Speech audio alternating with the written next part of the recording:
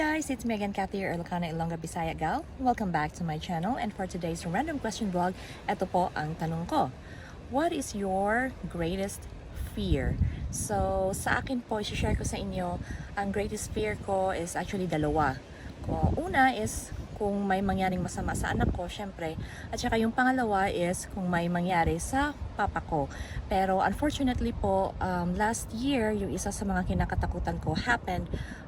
It's the passing of my father last year. So, I was able to cope up with my loss. And so now, I'm really trying to take care of my daughter kasi ayoko nga mangyari yung isang bagay pa na kinakatakutan ko. So how about you guys?